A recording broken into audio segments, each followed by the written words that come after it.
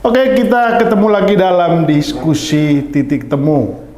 Nah, kali ini diskusi kita mengangkat atau mengevaluasi soal debat calon presiden, ya, yang sudah dilakukan beberapa hari yang lalu, dan debat ini merupakan debat yang kedua, begitu. Nah, sebelum saya mau komentari soal substansi debatnya sendiri, justru yang menarik itu adalah respon setelah debat itu terjadi.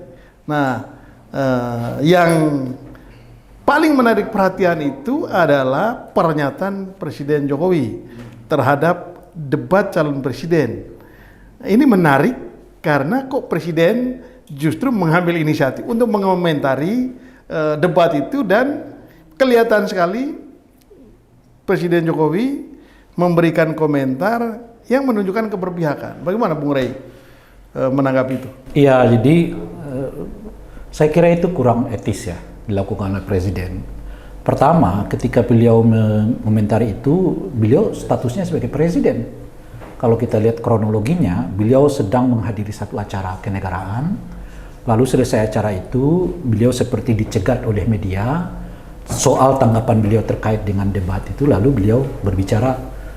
Yang intinya ada dua itu bicaranya. Pertama adalah teknis pelaksanaan debat yang menurut Presiden perlu diubah oleh KPU gitu.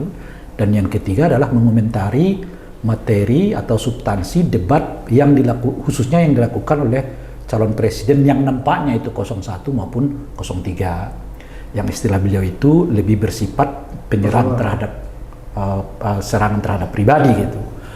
Nah, ada dua masalah di situ. Masalah pertama adalah beliau sebagai presiden itu bersama tuh mengomentari yang berhubungan dengan penyelenggaraan pemilu, gitu ya. Yang kedua adalah beliau sebagai presiden mengomentari teknis pelaksanaan debat plus juga dengan materi debat orang lain. Gitu. Sebagai presiden itu yang saya sebut tidak elok, tidak etis. Apa yang menurut Anda tidak etis? Apakah karena Presiden lupa bahwa dia adalah seorang kepala negara sebagai seorang presiden, lalu kemudian dia berkomentar seolah-olah menjadi tim sukses gitu? Ya, mungkin tidak sampai ke seolah-olah dia tim sukses, tapi yang saya mau katakan itu kan ketentuannya presiden sebagai kepala negara dan pemerintahan wajib memperlihatkan sikap independensinya. Tapi bukan karena itu beliau tidak boleh berpihak, bukan karena itu beliau tidak boleh menyatakan dukungan, atau bahkan jika penting bukan karena itu beliau tidak boleh kampanye kepada orang per orang. Kapan itu bisa dilakukan oleh presiden? Kala yang bersangkutan tidak sedang menjabat sebagai presiden, alias beliau cuti dulu. Misalnya satu hari ini beliau ingin kampanye ke paslon tertentu, ya silakan, gak ada yang melarang. Tapi nyatakan cuti dulu. Nah, kalau konteksnya begitu, ketika beliau misalnya kampanye, beliau tidak sebagai presiden yang menjabat sebagai presiden, tentu sebagai presiden nggak bisa melekat dalam dirinya kan, tetapi sebagai warga negara yang sedang mengkampanyekan seseorang. Jadi hukum-hukum yang berhubungan dengan jabatannya nggak berlaku, gitu loh kira saat itu. Nah, tetapi kalau beliau tidak menyatakan cuti lalu mengomentari hal yang sebut itu berlaku hukum bahwa setiap pejabat negara itu wajib bersikap netral di dalam pelaksanaan pemilu. Nah, itu satu. Nah, yang kedua, beliau ini kan selalu menekankan aparat di bawahnya itu harus benar-benar netral kan, apakah itu ASN, apa itu polisi, apa itu TNI gitu ya, yang mestinya dicontohkan sendiri oleh beliau sebagai kepala pemerintahan dan kepala negara gitu, sehingga ada contohnya di ASN baik di prajurit maupun di polisi, contoh yang disebut dengan netralitas seperti yang dilakukan oleh presiden. Gitu. Apa sih bahayanya kalau presiden ikut berkomentar? Ya, presiden ini kan menguasai semua resources yang orang lain tidak menguasainya. Itu ada prinsip jujur adil yang terimbas. Salah satu prinsip penting di dalam pelaksanaan pemilu demokratik itu semua orang mendapatkan perlakuan yang jujur dan adil. Jadi kalau presiden sebagai kepala negara dan pemerintahan dalam kapasitasnya sebagai presiden lalu menunjukkan dukungan kepada paslon tertentu, itu artinya diskriminasi kepada paslon yang lain. Dan itu tidak boleh dilakukan oleh presiden sebagai pejabat negara. Itu sama seperti ASN. Ya, sama seperti polisi dan TNI. Kalau mereka menunjukkan dukungan tertentu kepada paslon tertentu, itu mereka seperti mendiskriminasi yang lain. Loh, kenapa harus tunjukkan itu sementara yang ke sana ada ini semua adalah pejabat negara? Paslon 2 bayar pajak, paslon 3 bayar pajak, paslon 1 bayar pajak. Dan pajak mereka semua inilah yang membiayai aktivitas mereka. Loh, kok tiba-tiba pajak dari semua orang dipergunakan untuk kepentingan elektoral orang per orang? Itu kan nggak boleh. Gitu. Nah, makanya lagi-lagi ya, bukan berarti presiden tidak boleh menyatakan dukungan. Tapi ketika beliau menyatakan dukungan, tidak sedang melaksanakan tugas negara. Artinya alias cuti gitu loh. Nah, itu prinsip penting yang harus dipegang gitu, karena presiden dibiayai oleh seluruh rakyat kita melaksanakan tugasnya sebagai presiden. Dan oleh karena itu beliau tidak boleh bersikap tidak adil kepada yang lain. Jadi kalau beliau sedang mengendorse seseorang dalam kapasitas sebagai presiden loh ya, dia juga harus mengendorse yang lain gitu. Kecuali beliau sedang tidak menjabat presiden alias cuti itu tadi misalnya. Menurut Bung Rey, apa yang membuat Presiden Jokowi ini seperti tidak bisa menahan diri? Untuk tidak berkomentar seperti itu, ada menunjukkan keberpihakan yang luar biasa. Saya juga kurang tahu persis, tapi sebetulnya ini gejala yang sudah terbaca sejak seminggu yang lalu menurut saya. Masa seminggu yang lalu? Ya. Masa Bung Rey terlambat sekali membaca? Kalau Pak Jokowi menyatakan dirinya ikut cawe-cawe udah lama kita tahu. Tapi kan pertanyaan Anda lebih terbuka kan? Gitu loh maksudnya. Jadi orang dulu mungkin melihat presiden itu bekerjanya mungkin ya di bawah meja. Sekarang sudah hampir sama dengan dataran meja gitu ya. Kan sebentar lagi di atas meja kan kira-kira gitu. Nah, yang dipertanyakan oleh Bung Sebas tadi kan begitu. Kenapa kira-kira yang sebelumnya terlihat beliau mencitrakan dirinya ingin betul-betul netral? Karena pertanyaannya, kenapa Pak Jokowi seperti tidak bisa menahan diri? Ya itu artinya lebih mulai terbuka kan. Nah, gejala ini menurut saya bisa kita lacak seminggu atau 2 minggu sebelumnya. Khususnya ketika bukan sejak anaknya menjadi calon wakil presiden. Kalau beliau dianggap tidak netral, sejak dari awal kita udah tahu tuh. Tapi kan itu dia, beliau selalu berusaha mengesankan beliau bersikap netral gitu loh. Maksud saya kan, bahkan meneguhkan, mengatakan kepada aparat di bawah kekuasaannya, ASN, TNI, Polri untuk menyertakan netral-netral. Kan kita mengatakan itu. Nah sekarang agak meningkat nih gitu loh saya. Nah bahkan apa yang membuat peningkatan keterbukaan itu gitu. Nah dugaan saya pertama, itu yang saya sebut tadi itu, ini sebetulnya kita udah lihat gejalanya seminggu atau 2 minggu yang lalu. Oh gitu. Kok kalau seminggu 2 minggu yang lalu berarti ada sesuatu dong ya, yang mendorong beliau sampai harus membuat saya akan masuk ke sana. Cuma gejala ini saya terangkan dulu. Nah, dari mana gejala itu kita baca? Pertama, salah satunya ucapan Nusron Wahid, Sekjen TKN, ketika mengomentari pernyataan Pak Hasto, ya kan, soal posisi Pak Jokowi. Lalu Nusron Wahid mengatakan, loh, kenapa Pak Hasto gelisah kalau Pak Jokowi lebih terbuka mendukung Prabowo Gibran? Kan istilah beliau sendiri tuh lebih terbuka, kata beliau tuh kan. Ya, nah dari situ sebetulnya Nusron mau mengatakan, masa Pak Hasto nggak tahu kalau Pak Jokowi sekarang terbuka mendukung kan anaknya. Iya makanya. Jadi kan yang kita mau bicarakan ini sekarang, kenapa mulai ada intensitas lebih terbuka berbanding sebelumnya yang kelihatan masih mencoba. Ya itu dia makanya. Itu tadi saya terangkan dulu, gejala ini bukan gejala baru, udah bisa kita lacak sebetulnya seminggu 2 minggu yang lalu. Lalu kemudian beliau mengomentari soal surat suara yang tercoblos di Taipei yang seperti tanda kutip melindungi KPU gitu ya. Lalu yang terakhir yang ini soal debat ini gitu. Nah, baru kita masuk ke pertanyaan itu. Mengapa presiden lebih terbuka? Saya tidak tahu. Cuman saya mungkin menduga bahwa target satu putaran itu kelihatan agak macet. Gitu loh kira-kira. Nah mungkin karena ada sedikit kemacetan gitu ya, harus diurai lagi gitu loh. Jadi dan kemacetan gitu dari sisi elektabilitas. Iya, dan kemacetan itu. Sementara skenarionya 1 putaran. 1 putaran kan. Dari dulu kita tahu mereka pinginnya 1 putaran. Semua resources sudah diarahkan untuk menuju ke. Dan kelihatannya gagal di 1 putaran. Nah, saya tidak tahu. Saya mengistilahnya ada kemacetan kayaknya. gitu ya, ada kemacetan untuk menuju satu putaran itu gitu, yang pemain-pemain di bawah ini udah sulit mengurai kemacetan ini. Jadi mau tidak mau harus melibatkan Pak Jokowi untuk melakukan penguraian terhadap kemacetan. Bukankah Pak Jokowi sudah dari awal sudah terlibat? Kan kita berbicara tadi soal lebih terbuka, Oke. kan? Nah, ini soal kemacetan ini. Ya, ini menarik ini. Menurut Bung Rey, ini Pak Jokowi seperti tidak lagi bisa menahan diri. Dugaan, ini masih dugaan. Itu karena ada kemacetan. Jadi yang saya tangkap seperti ada kepanikan gitu. Ya, sehingga memang lupa kalau Pak Jokowi ini sebagai seorang presiden memang menurut Bung, kira-kira betul nggak seperti itu? Seperti ada kepanikan, skenario satu putaran sepertinya tidak terjadi. Ya, sepertinya saya juga susah nih kalau udah Bung Rey yang ngomong nih, sebutin semuanya nih. Kita mau ngomong apa gitu? Pasti saya bilang idem gitu kan, nggak bisa juga seperti itu. Tapi kita mulai dari ini. Sebenarnya presiden tuh boleh nggak sih mengomentari acara debat itu? Sangat boleh. Tapi substansinya adalah substansi di dalam konteks pelaksanaannya.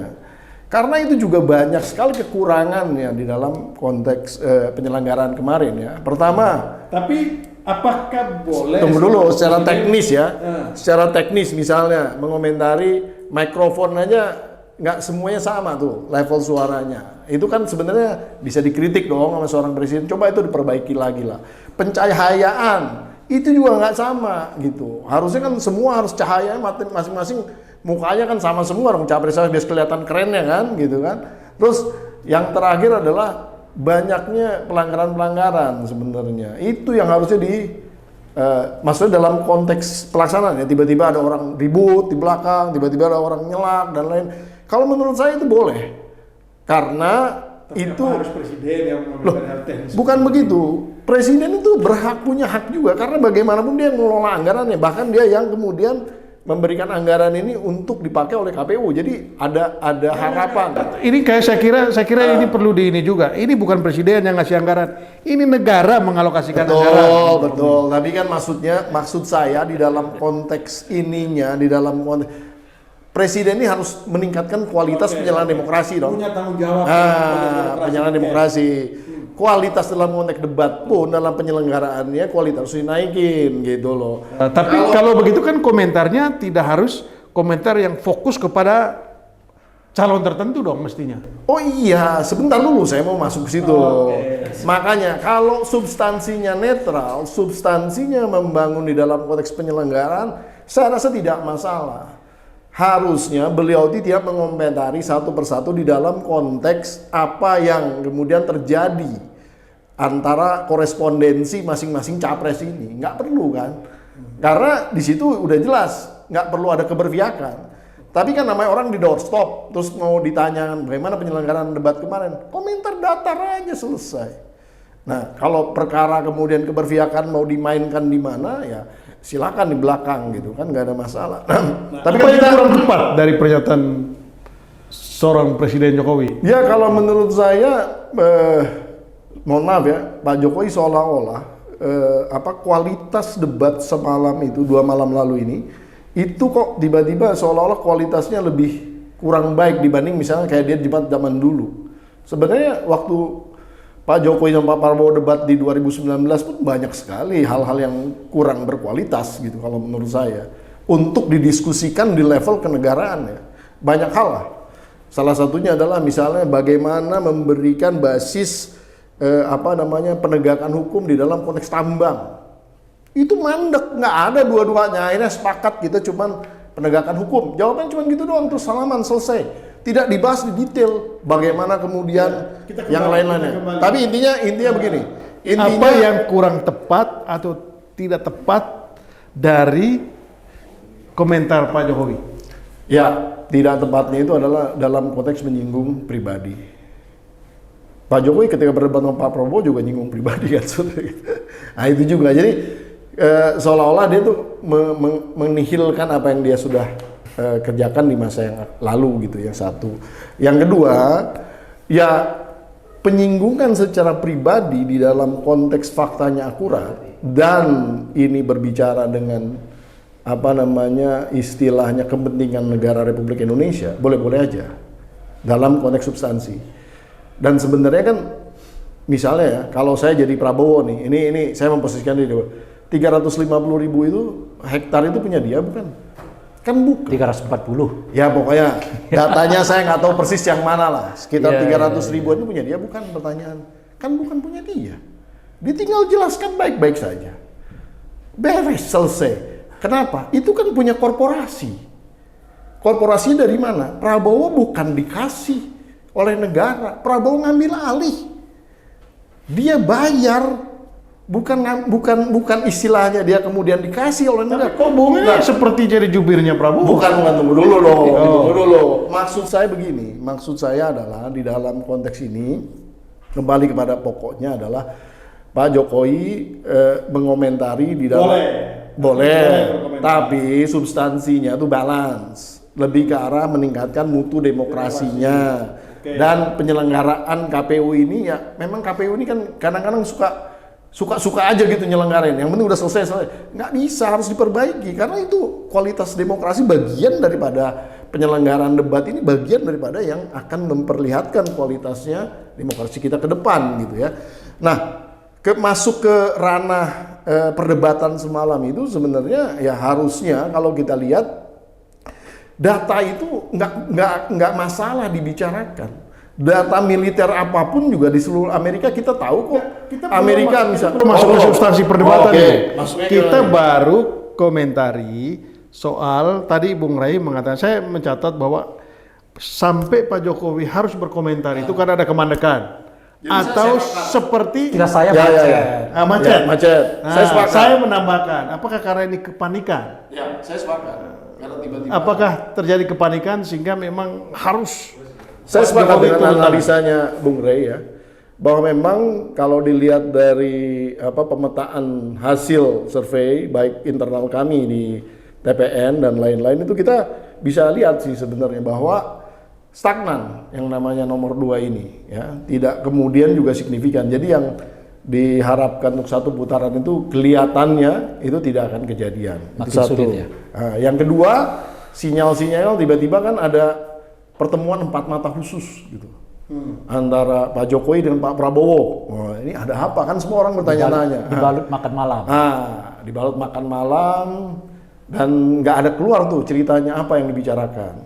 Nah, itulah. Jadi ini sinyal-sinyal seperti ini udah kita bisa lihat ya bahwa kemungkinan besar memang kepanikan itu ada. Sehingga keterbukaan ataupun keberpihakan Pak Jokowi secara terbuka ini diharapkan bisa membantu itu. Karena kan masih ada 1 bulan nih kan. Nah, kalau misalnya itu bisa membantu, jadi istilahnya gini, orang-orang kita udah berusaha nih Pak, kira-kira gitu misalnya Pak Prabowo lapor ke Pak Jokowi. Tapi ini kita kayak perlu Bapak nih ngomong langsung supaya ini kita dapat booster gitu loh kira-kira kan. Udah, saya rasa di situ aja. Jadi sehingga saya sepakat juga, kira-kira mulai seminggu lalu nih mulai agak sedikit kelihatan banget di dalam konteks keberpihakan itu. Padahal seyogianya kalau sebagai presiden yang berkuasa, kecuali dia jelas clear, saya di sini berbicara tidak dalam konteks sebagai presiden ya, dan nanti mohon maaf ini saya istilahnya harus berbicara di dalam konteks keberpihakan saya secara pribadi misalnya gitu, itu nggak ada masalah, walaupun dia misalnya dalam konteks di doorstop atau itu dia bisa ngomong seperti itu. Dan dalam komunikasi publik, selama dia memposisikan dirinya dalam framework apapun, itu sah-sah saja gitu. Yang paling penting orang clear. Saya bukan sebagai presiden Republik, tapi saya sebagai ini. Kalau saya misalnya katakan gini, saya kalau jadi pribadi saya masuk ke tempat nyoblos, saya akan nyoblos nomor 2 misalnya. Itu fine-fine aja, no problem. Tapi dia harus ngejelasin bahwa ini saya secara pribadi gitu. Nah, tapi di dalam konteks sebagai presiden, nah ini yang jadi persoalan. Karena ya ibaratnya begini deh, Pak Harto aja zaman dulu nggak vulgar kok, nggak tiba-tiba langsung harus Golkar gitu, enggak. Yang namanya P3 juga diajak, yang namanya PDI juga diajak gitu kan, 3 partai itu selalu diajak. Walaupun porsinya secara natural selalu diberikan kepada Golkar gitu kan. Dan bagaimanapun juga kementerian dan lainnya disamakan gitu. Jadi Tapi sudahlah, kan kita nggak bisa bandingkan pemilu di era otoritarian dengan pemilu di era demokrasi. Katakanlah begini, tadi betul misalnya ada kemacetan menurut Bung Rai. Ya, satu putaran udah nggak mungkin tercapai. Katakanlah ini ada kepanikan karena elektabilitas yang diharapkan itu tidak seperti itu yang terjadi. Nah, pertanyaannya apa bahayanya ketika seorang presiden mesti turun tangan sampai mengeluarkan pernyataan kayak begitu? ya istilah. Bahayanya apa? Terhadap apa? Bahayanya terhadap demokrasi kita tentu. Oh, iya, kalau itu sepakat. Apa bahayanya apa? Bahaya terhadap demokrasi kita loh. Artinya ketika seorang yang harusnya menjadi pembina seluruh partai, seluruh insan di dalam konteks berpolitik ini, tiba-tiba menunjukkan secara real, secara kenegaraan, berpihak, wah ini tadi jujur dan adilnya tidak ada, keadilannya tidak ada. Kan namanya langsung umum bebas rahasia dan jurdil itu harus ada. Iya. Oke, apa bahayanya menurut Bung Rai? Saya kira saya sudah jelaskan di awal itu, Mas. Presiden sebagai kepala negara tidak boleh memperlakukan kontestan pemilu secara tidak adil. Jadi kalau dia mengendorse seseorang berdasar dengan jabatannya, dia harus melakukan hal yang sama kepada yang lain. Oke, Bung Rai mau mengatakan bahwa sebagai kepala negara, sebagai presiden harus bisa menjamin bahwa pemilu ini berjalan secara jujur, adil dan fair gitu. Dengan sendirinya. Oke, dengan Bukan, keterlibatan ini. iya, bukan. Ya, kalau itu yang saya sebut. Kalau boleh nggak beliau mendukung? Jangankan mendukung, kampanye kepada paslon tertentu pun boleh. Cuman tidak kapasitasnya sebagai presiden dan oleh karena itu harus cuti dulu. Ya, tidak boleh menggunakan fasilitas negara. Tuh. Saat itu. Sepakat. Gitu. Nah, itu yang dilakukan, itu harus jadi ada aturannya. Bukan berarti tidak boleh gitu. Itu satu. Nah, yang kedua adalah kalau presiden, boleh nggak presiden menjelaskan perihal isi dari debat? Boleh. Kalau itu berkaitan dengan jabatan beliau. Ini bukan soal boleh dan tidak. Sekarang kita bicara bahayanya bagi demokrasi ini apa? Tunggu dulu. Kan kalau bahayanya udah kita jelaskan dari tadi, Mas. Udah berulang-ulang. Ini yang bisa dilanggar itu prinsip jujur dan adil dalam pelaksanaan pemilu. Sebagai presiden yang digaji oleh semua warga negara, gaji dari paslon 01, 02, 03 ada semua tuh, maka kewajiban dia harus memperlakukan sama. Dan ini ketika dia mengambil sikap untuk hanya mengomentari salah satu pasangan calon, maka sudah melanggar jujur, adil dan fair itu. Oke, Situ. kita tahan dulu, kita lanjutkan setelah yang satu ini.